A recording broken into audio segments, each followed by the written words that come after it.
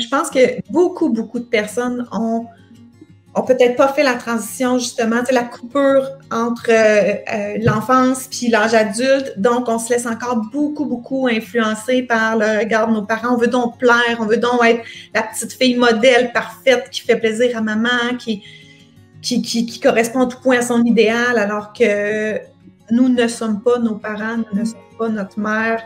Donc, oui, il y a des traits de caractéristiques qu'on a pris de nos parents. Il y a l'éducation qui nous a été donnée, mais nous ne sommes pas cette personne-là.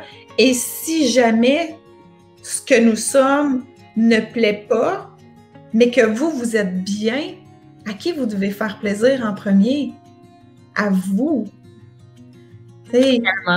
Vraiment. Puis ça veut pas dire de couper les ponts avec sa famille, ça veut pas dire de rejeter tout ce qu'on a reçu. Ça veut juste dire que c'est d'abord à soi qu'il faut plaire. Puis quand il y a des commentaires de maman, papa, par exemple, qui arrivent et qui nous affectent, on peut simplement remettre les choses en perspective et dire qu'on est assez grande pour assumer les décisions qu'on prend, les choix qu'on fait, puis que nous, on est heureuse dans cette façon de faire-là. Donc, je pense qu'il y a une petite coupure ici. En tout cas, il y a une réflexion profonde à y avoir sur le lien entre ce qu'on vit actuellement et ce qu'on a vécu quand on était jeune.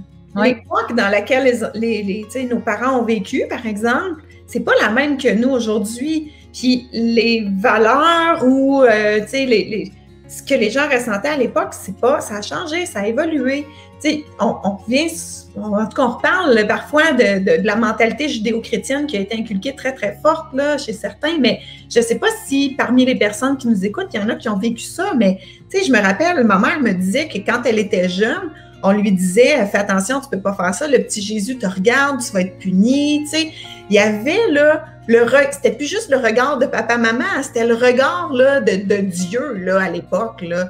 Puis des fois, on fait la même chose avec le Père Noël aussi. Si je ramène ça à notre réalité d'aujourd'hui, fais pas ça, le Père Noël te voit, tu vas imaginer le sentiment que ça peut créer chez les enfants. J'ai souvent entendu des parents étant maman d'enfants, bon, ça fait plus très longtemps que mes enfants ne croient plus au Père Noël, là, donc, j'ai souvent entendu des parents dire ça, puis à chaque fois, j'ai comme, j'aime pas ce que ça crée, parce que, non, c'est pas vrai qu'il y a quelqu'un qui peut juger, il n'y a pas personne plus haut que moi qui peut juger, là, je suis la seule personne qui peut juger ce qui est bon pour moi, puis les enfants, voulant les amener justement à développer ce jugement-là, je voulais pas qu'ils aient peur du petit Jésus ou du Père Noël ou du bonhomme 7 heures ou je sais pas trop qui, là. Vous avez aimé cette vidéo? Abonnez-vous au studio Diva Yoga et découvrez nos cours et séries de yoga pour vous amener vers la santé, la sérénité et l'amour. Au plaisir de vous accueillir au sein de la magnifique et bienveillante Diva Family.